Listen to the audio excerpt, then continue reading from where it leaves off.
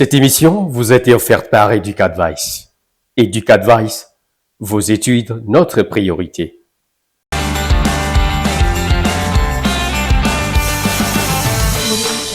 Aussi magnifié qu'exalté, il est la clé de voûte des sociétés commerciales. Pour l'informel que le formel, il est et demeure l'alpha et l'oméga de toute prestation de service. Il, c'est bien et belle, le client. Très chers téléspectateurs d'Investimédia, bienvenue dans Classe Affaires. Tout le plaisir de vous retrouver dans ce nouveau numéro. Classe Affaires, c'est votre émission qui s'intéresse au monde des affaires et qui vous aide au mieux à comprendre cet environnement combien de fois éprouvant.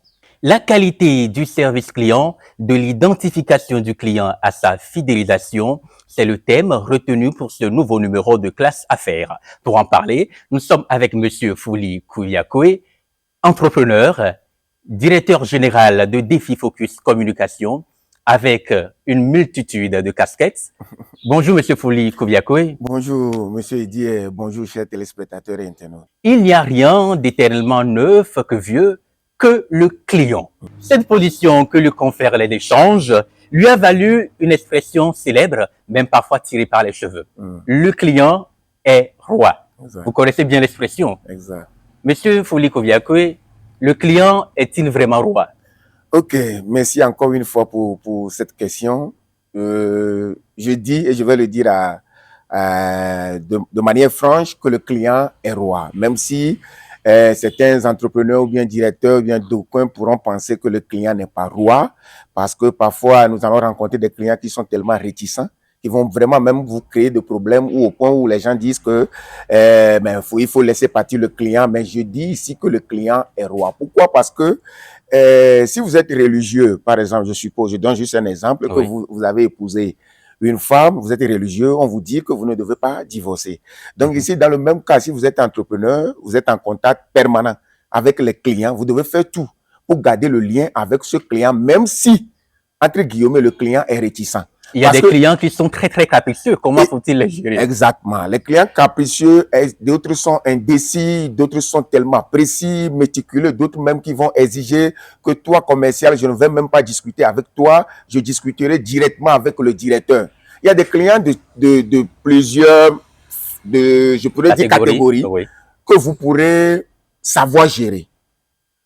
Parfois, c'est ce pourquoi quand vous recrutez les commerciaux ou bien vous travaillez avec vos collaborateurs, vous devez connaître quand même les tempéraments de chacun d'eux. Il y a des gens à qui vous devez dédier des gens clés pour pouvoir les suivre dans le suivi progressivement, de pouvoir les comprendre, de pouvoir les écouter et de pouvoir les amener progressivement à décider. Pour les gens qui sont indécis, en tant que client, ils se confient à vous et vous disent de faire le choix. Mais vous devez faire attention à cette personne-là d'être vous devez, dans la prestation, ou bien, si vous voulez, dans le champ du service, Oui. il doit y avoir une qualité méticuleuse que la personne cherche d'ailleurs, qui pourrait combler son besoin. Donc, il y a plusieurs types de clients, mais à vous de savoir gérer selon les tempéraments de ces clients-là. Nous allons aborder ces aspects Exact. dans les minutes à venir. La qualité du service client, de l'identification du client à sa fidélisation. Dites-nous au prime abord, qui appelle ton client? Dans le marketing, qu'est-ce que nous disons? Il y a trois phases. Avant, quand vous allez mettre un produit, un service sur un marché, vous devez d'abord identifier ceux qui sont appelés potentiellement à utiliser ou à bénéficier de vos produits. Et ces personnes-là, dans la première phase que nous appelons avant, ce sont des prospects. Vous ne les connaissez pas. Situation professionnelle, catégorie professionnelle, selon la démographie et tout, ces clients-là se situent où, combien ils gagnent par mois, leur pouvoir d'achat, vous ne les connaissez pas. Vous devez aller vers.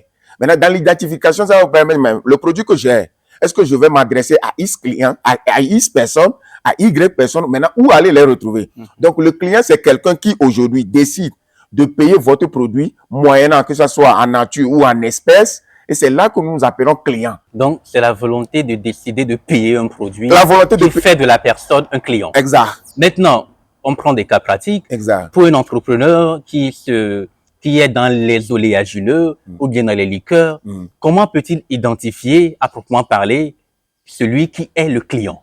Ok, si vous êtes vous commercialisez les liqueurs, mais vous devez savoir et qui potentiellement pourraient boire ces liqueurs-là. Est-ce que c'est sucré? Est-ce que c'est alcoolisé? Aujourd'hui, nous avons deux grandes catégories de personnes qu'on pourrait aller chercher.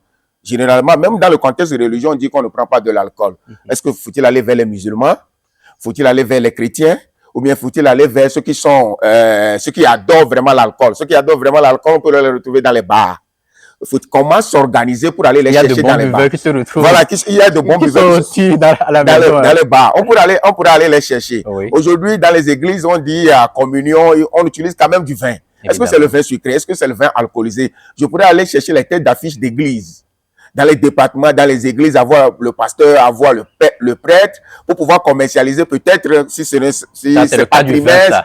Voilà, si c'est pas trimestre, je ne sais. Maintenant, si ce sont des gens, ou bien des gens des entreprises qui organisent souvent des team building, des anniversaires par ici, des rencontres avec les clients, dans les relations publiques, ils organisent tout ça. Vous devez leur adresser des courriers, tout est détaillé, ça c'est un autre problème.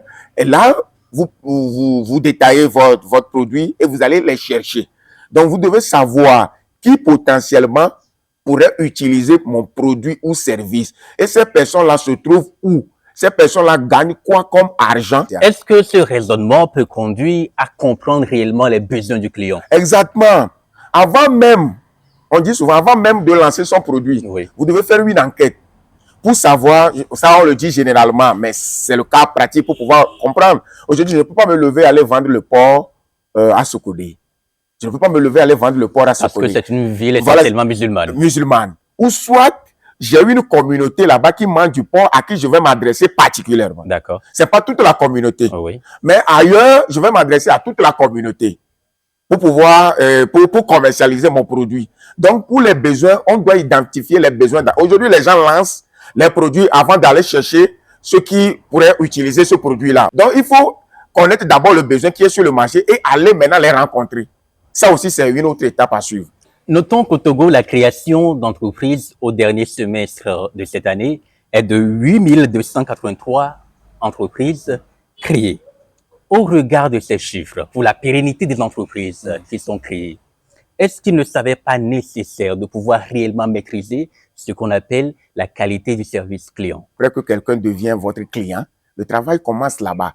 Mais la première chose à retenir aujourd'hui, c'est de maîtriser la qualité de son produit. C'est la première chose à réussir aujourd'hui. Si vous maîtrisez la qualité de votre produit ou service, le reste des choses est très facile.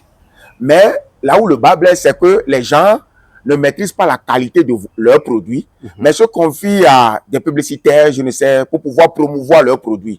Mais vous êtes, moi je pourrais dire que vous êtes en train de verser votre argent, vous lancez votre argent par la fenêtre.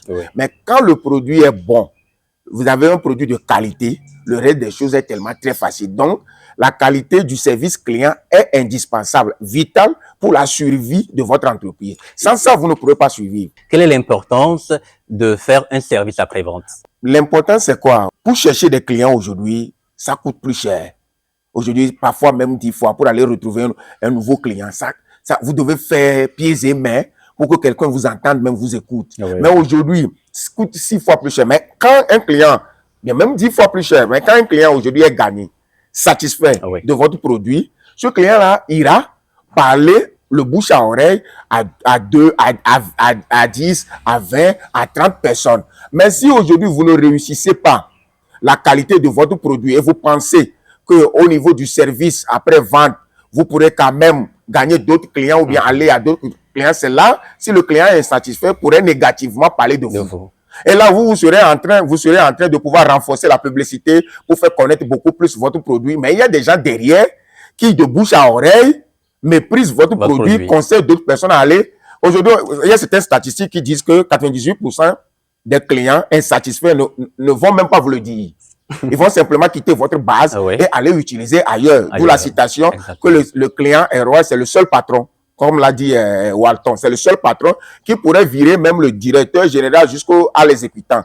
Donc, le DG, que ce soit le PDG, même milliardaire qu'il soit, même le client qui n'a pas assez d'argent, vous devez prendre soin de ce client-là. Le client, à la lumière de ce que vous venez de dire, le client est le canal essentiel de publicité Exact. de l'entrepreneur. Exact. Parce que, ça la publicité, soit- oui. parce que la publicité vient renforcer ce qui se dit de votre produit. Exactement. La publicité vient renforcer ce qui se dit de votre produit. Cela Si c'est- voudrait dire que la publicité peut se faire à tort ou à raison, dans l'intérêt de l'entrepreneur Exact. que dans son désintérêt. Par exemple, si c'est sur des médias traditionnels, mais on suit, il n'y a pas d'interactivité. Par exemple, à la télé, je suis la publicité d'un produit. Oui. Mais il n'y a pas d'interactivité, je ne pourrais pas réagir. Mais sur les réseaux sociaux aujourd'hui, où il y a plusieurs entreprises se positionnent, je pourrais laisser de mauvais commentaires. Exactement. Même si vous supprimez, peut-être dans la foulée, 2-3 personnes ont lu, qui pourront repartager, peut-être copier mon commentaire, aller repartager. Donc, c'est très important aujourd'hui, qualité du produit, service, après, le service client, soit tellement de qualité. Et là, vous pourrez gagner beaucoup de clients. Il y a beaucoup d'entrepreneurs qui nous suivent en ce moment. Dites-nous, quelles sont alors les qualités d'un bon service client? Les qualités d'un bon service client, moi, je dirais que la grande qualité, c'est l'écoute. C'est l'écoute. Avant de proposer votre produit au client, vous l'avez écouté. Ce dont tu as besoin. Voici comment nous pourrons vous conseiller. Le produit adapté, c'est ça. Parfois, même en tant que prestataire ou entrepreneur, vous pourrez dire non, certes, vous êtes venu à moi, mais nous, notre produit ne pourra pas satisfaire votre besoin là. Allez ailleurs. Vous l'avez écouté. Maintenant, après, si la personne décide d'être avec vous, l'élément aussi essentiel, c'est de toujours l'écouter jusqu'à X temps. Okay. De toujours l'écouter. Donc, dans ces qualités, les qualités indispensables, moi, je mets tout dans l'écoute. Okay. Dès que vous écoutez le client après, le client pourrait vous dire, mais si vous changez un peu, ne serait-il pas bon? Ne serait-il pas mieux? Aujourd'hui, nous suivons certaines entreprises où les gens nous écrivent à travers ces plateformes de ces entreprises-là. Par exemple, un produit n'est pas disponible dans X boutique. Mais or, il y a des commerciaux sur le terrain. C'est-à-dire que le client nous informe et c'est parce que le produit aussi est bon. Ah oui. C'est ce pourquoi le client nous dit, mais je vais dans cette boutique, je ne retrouve plus vos produits. C'est quoi? C'est la boutique qui n'a pas commandé. Et là, nous devons être proactifs. Exactement. Dès que nous avons suivi, ou bien lu ce message, on appelle directement la boutique. Ou bien le commercial de la zone, on lui dit, mais pourquoi le produit n'est plus disponible dans ce point de vente? Quel est le problème? Et là, je pourrais dire l'écoute, la proactivité. Exactement. À n'importe quelle heure, même si vous avez des heures, certes, c'est l'écrit, je sais, mais en ligne, c'est de façon continue Oui. que le client s'adresse à vous, si vous êtes sur Internet. Et dès que vous vous levez, vous appelez ce client-là, vous vous déplacez vers... Aujourd'hui, nous voyons sur TikTok des entreprises qui rendent de mauvais services à des gens.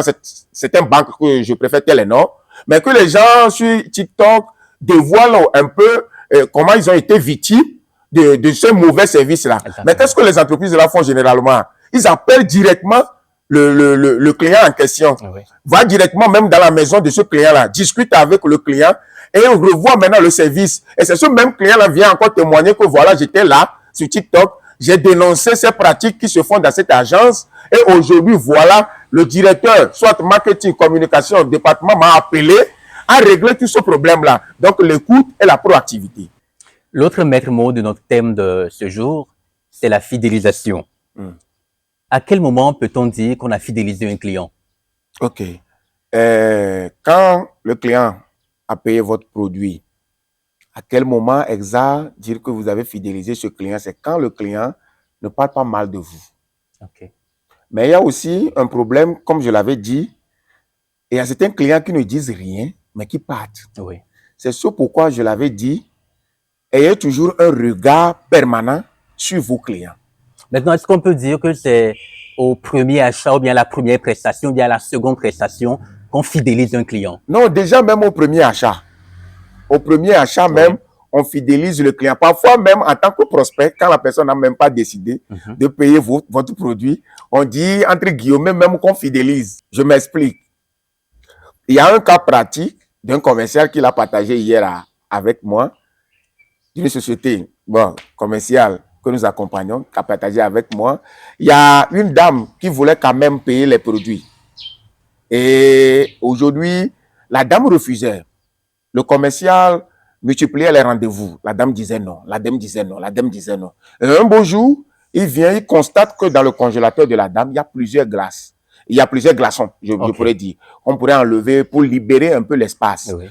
La dame n'a pas encore décidé de payer. En ce moment-là, le commercial qui vend les glaces a décidé de pouvoir arranger le congélateur parce que c'est son travail habituel, ce qu'il fait.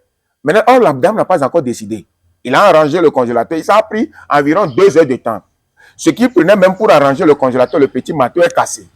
Et la dame se disait, mais bon, ok, comme vous avez pris soin de mon congélateur, je vais décider au moins vous payer un carton pour tester votre produit. Ce qui veut dire, en tant que prospect même, on a fidélisé ce client-là. Et le travail que le commercial a rendu, environ 2 heures, le prospect n'a jamais vu ça.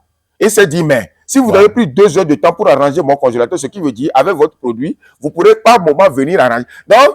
Donc, même en étant prospect, on cherche à fidéliser le client. Le prospect se sent rassuré déjà. Le prospect se sent rassuré déjà avant. Par exemple, je décide, si je discute avec vous et je me suis rendu compte que peut-être que je veux quand même vous vendre un service et je me suis rendu compte que votre fille se marie. Peut-être demain, à l'église et tout, je fais tout pour assister à sa mère. Pourtant, c'est ce que nous appelons la réciprocité. Je fais de telle façon que vous soyez redevable envers moi. Et vous vous dites que mais ce monsieur-là, même si je n'ai pas encore payé son produit, il est tellement à mes côtés. Ainsi, si la personne paie le produit, le premier achat, vous devez être à son écoute. Parce que les motivations d'achat ne sont plus les mêmes. La fréquence d'achat, tout évolue avec le client-là. Donc, même au premier achat, avant même d'être un client, on le suit, on le fidélise. Après, même d'être client aussi, on le suit, on le fidélise. Donc, en somme, la fidélisation est essentielle, voire indispensable pour une entreprise. Exactement. Très essentiel. Alors, si cela permet à une société de mieux se porter, de prospérer, dites-moi un peu, quelles sont les techniques qu'on peut mettre en place pour pouvoir réellement fidéliser une clientèle? Pour les techniques, elles sont multiformes, multiples également. Aujourd'hui, nous voyons quand même, si les clients, vous constatez que il y a des clients qui paient régulièrement, même si ce n'est pas régulier, avec vous, accordez-leur un petit bonus, surprenez-les avec des cadeaux, des bonus. Aujourd'hui, on y va dans certaines stations.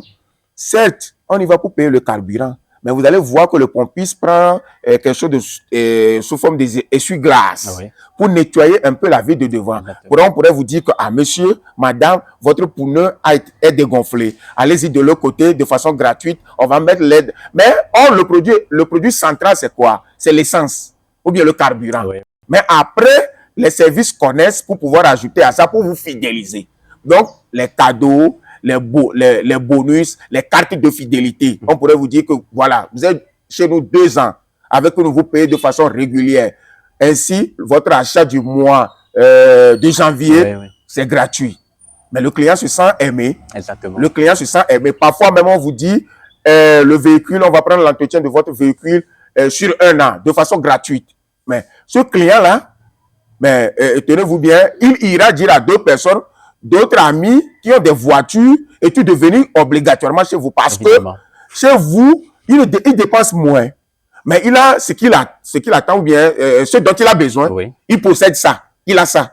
Donc, obligatoirement, le client est avec. Ce sont des petites techniques qu'il faut utiliser. Parfois même, il y a des choses qu'on est qui ne sont même pas liées à votre produit central, que vous pourrez offrir gratuitement. Comme service, voilà, comme gratuitement. Par exemple, vous vendez un téléphone portable, vous savez que l'incassable, parfois même il faut payer. L'incassable est offert, la pochette est offerte gratuitement. Vous allez voir que ce client-là sera avec vous. Et parfois même dans les techniques de vente, qu'est-ce que nous faisons? Si par exemple le cas pratique de ce téléphone que je suis en train de dire, je fais la somme du prix du téléphone, du prix de l'incassable et de la pochette.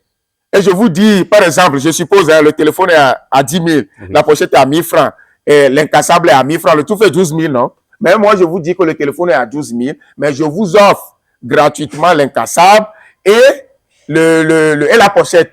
Mais l'individu, de façon psychologique, se dit, on m'a donné, c'est gratuit. Parfois, même, on vous dit que la livraison est gratuite, mais en réalité, le prix de la livraison est inclus dans le prix d'achat. L'art du business. Et au regard de ces techniques, quelles peuvent être les étapes à suivre dans le processus de fidélisation d'un client? Comme nous l'avons dit de façon ramassée, et on l'avait quand même énuméré, il faut écouter le client, être proactif, suivre votre base. Parce qu'il y a certains clients qui ont il vous a avoué son besoin. Mais retenez bien que le client de 2010 a progressé. Si vous êtes en 2023, Oui. si ce client-là demeure avec vous, en 2010, peut-être qu'il est étudiant. Exactement. Il a ouvert un compte et puis il épargne 100 francs par jour. Mais aujourd'hui, il a gagné un emploi.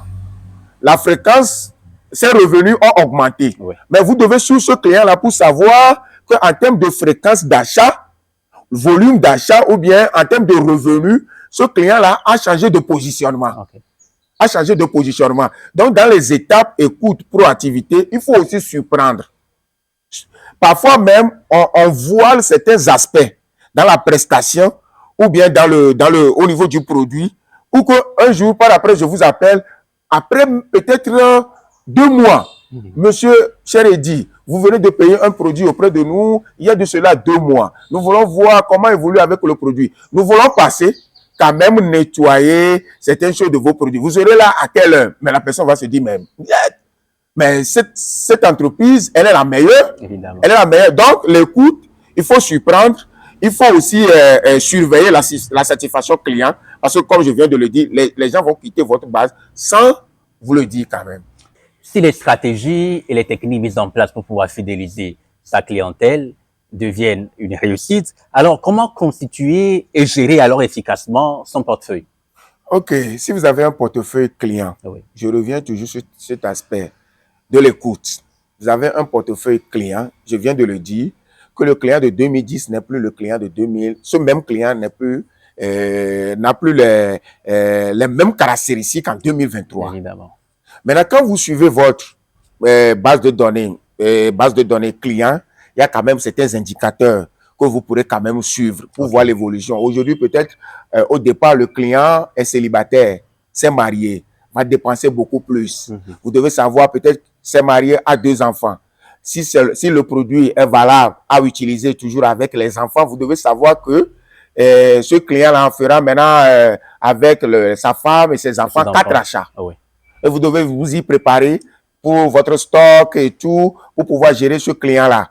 Dans la fidélisation aussi, vous devez savoir que le client n'est plus célibataire, le client s'est marié. Donc, dans la fidélisation, ces techniques aussi doivent quand même évoluer. Donc, vous devez savoir, et c'est ça qui va vous permettre de comprendre aussi progressivement les motivations d'achat de ce client-là. Il y a des indicateurs quand même. L'âge est là, volume d'achat, la fréquence d'achat que vous devez toutefois noter à chaque fois pour savoir comment soit primer ces clients fidèles, ou vous les mettez dans un challenge pour pouvoir gagner un lot et tout. Donc, c'est très important de pouvoir. Mais il y a les gens qui ne le font pas. Il y a des gens même, jamais, il ne va même pas prendre peut-être ces 200 francs pour payer des unités, pour vous dire, client, comment vous allez juste pour un bonjour. C'est très nécessaire, même si vous n'avez rien à proposer. Bonjour monsieur, simplement, on s'est bien réveillé, notre entreprise se porte bien et nous voulons savoir aussi comment vous vous portez. Point. Donc, au-delà de l'intérêt que le client a pour son produit à soi, il faut s'intéresser à la vie même du client. Exactement, il faut s'intéresser à la vie du client. Il faut aller au-delà de ça. C'est ce que je dis qu'il faut surprendre. Maintenant, quelles sont les conséquences qui pourraient découler de la défaillance de la fidélisation? Très simple, on ira dépenser notre argent ailleurs. Et pire encore, si le client ne vous dit rien Oui. et qu'il parte pour aller, c'est ça le pire. Et maintenant, je voudrais évoquer une autre situation. On dit que le service client est souvent au cœur des préoccupations des entrepreneurs, des grandes entreprises. Exact. Mais parfois, force est de constater que la satisfaction même des collaborateurs ne sont pas prises en compte. Oui. Est-ce que cela peut être un frein pour la fidélisation du client? Aujourd'hui, il faut mettre l'humain au cœur de son marketing. L'humain au cœur de son marketing. Si les employés sont démotivés, sachez-le, certes, c'est pas l'argent qui rend heureux, mais le fait d'être proche aussi de son personnel rend heureux. Quand vous venez au bureau, je m'inquiète de vos nouvelles. Je décide en tant que directeur de connaître chez vous à la maison. Parfois, même si je pars dans le quartier, je vais venir vous dire bonjour. Oui. Même si cet employé-là n'est pas payé à fortune, il restera toujours collé à vous. Le collaborateur se sent aimé, considéré, apprécié. Il va rendre un service même au-delà. Je vais aborder encore un autre aspect. Des situations délicates, des imprévus peuvent survenir dans une relation client. Exact. En cas de défaillance, par exemple, de la prestation de services ou bien de manquement. Oui. Comment l'entrepreneur doit-il gérer ces situations pour ne pas frustrer le client? Quand il arrive que votre produit n'a pas répondu aux besoins du client, soit retirez le produit, dédommagez le client. Retirez votre produit, dédommager le client. Dédommager le client. L'entrepreneuriat ou être entrepreneur, vous êtes souvent, vous frôlez le risque, vous êtes dans ce perpétuel combat-là. L'échec, réussite, échec, réussite. C'est ça. Quand vous constatez que le client n'est pas satisfait, retirez le produit et dédommager le client, ou soit trouver la manière à pouvoir satisfaire ce client-là. Mais aujourd'hui, il y a des entrepreneurs qui disent que moi aussi, je suis parti payer le produit à coût d'argent. Donc, moi aussi, je dois revendre. Donc, c'est à toi de te débrouiller avec ce produit-là. Non, c'est pas ça.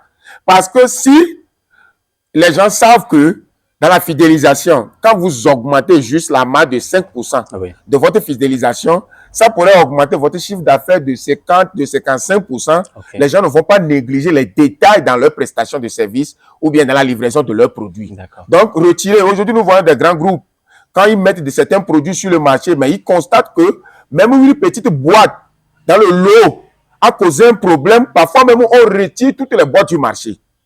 C'est pour la notoriété, pour l'image de la marque. Mais aujourd'hui, on ne le sait pas. Il y a une marque il y a des marques aujourd'hui qui font 300 ans. Mais ces marques-là demeurent. Mais les fondateurs sont décédés. Exactement. On fait tout pour renforcer la notoriété de la marque. Donc, on vous invite, on retire le produit, on vous met en confiance, soit on rembourse votre argent ou bien on crée notre produit adapté à votre besoin. On vous suit après pour savoir si c'est bon, c'est pas bon. C'est très important aujourd'hui. Si les stratégies et les techniques mises en place pour pouvoir fidéliser la clientèle sont bien faites et prospèrent, alors dites-nous, comment constituer et gérer efficacement son portefeuille client? Ok, pour gérer le portefeuille client, comme je viens de le dire, vous devez avoir, bon, il y a d'autres des logiciels, quand même des fichiers et tout. Si vous n'avez pas ça, vous êtes débutant, faites un effort de quand même catégoriser vos clients. Je répète encore que le client de 2010 a évolué, n'est pas le même client en 2023. Évidemment. Son statut a changé. Ainsi, dans la livraison de vos produits, dans la prestation de vos services aussi, ce ne serait plus la même chose. Parce que le client a changé de statut. C'est ce pourquoi je dis que les gens mettent souvent les trucs en catégorie, soit gold, platinum, argent, or et tout. Dans l'évolution du client va vous permettre de pouvoir savoir comment le repositionner dans d'autres catégories. C'est ce qui va vous permettre qu'à chaque catégorie, vous saurez les techniques à utiliser pour chaque catégorie. Quand le client sera dans la transition, vous saurez quand même quelle stratégie mettre en place, quelles sont les techniques de fidélisation quand même à mettre en place pour chaque catégorie de clients. Donc, c'est comme cela que vous pourrez gérer votre portefeuille client. Mais si vous mettez tout, le client qui vous fait assez de chiffre d'affaires est dans la même catégorie avec un client moins rentable, vous ne saurez pas comment le gérer. C'est ce qui va vous permettre de savoir que ceux qui sont dans la catégorie moins rentable ne ramènent pas assez de chiffres. Aujourd'hui, vous pourrez voir qu'un seul client pourrait faire le chiffre d'affaires de 10 clients. Je donne un exemple. Un seul client pourrait faire le chiffre d'affaires de 10 clients. Mais comment gérer peut-être le seul client là pour qu'il ne parte pas? Vous devez savoir les techniques mises en place pour chaque catégorie. Donc, c'est ce qui va vous permettre de mieux gérer, de mieux suivre votre portefeuille client. Mais si vous ne catégorisez pas votre base de clients, vous ne saurez pas comment mieux les gérer, comment les écouter et les suivre. Aujourd'hui, il y a des niveaux où, dans l'entreprise, les clients, on vous rend ambassadeur. Peut-être même que vous avez un mot décisionnel dans l'entreprise. Parce qu'on voit votre poids. Pour ne pas vous laisser partir, on prend soin tellement de vous au point où, peut-être dans le conseil d'administration, le client là, est dans le conseil d'administration. Parce qu'on sait qu'on doit prendre soin de vous. Mais quand on le fait comme ça, vous vous sentez aimé, vous ne pourrez pas aller ailleurs. Donc, le fait de vous transformer en ambassadeur du produit ou bien de la marque, vous bénéficiez des avantages et vous faites gagner aussi beaucoup plus à l'entreprise. Donc, faites évoluer progressivement votre client en les catégorisant. Ceci va vous permettre de mieux suivre votre portefeuille client. Monsieur Koviak Fouli, entrepreneur DG de Défi Focus Communication, tout le plaisir de vous avoir reçu dans ce numéro de Classe Affaires. Merci beaucoup, cher Eddy, et bien de choses à la rédaction. Mesdames et messieurs, très chers téléspectateurs, Classe Affaires, c'est fini pour aujourd'hui. Nous vous donnons rendez-vous pour un prochain numéro la semaine prochaine. D'ici là, portez-vous bien.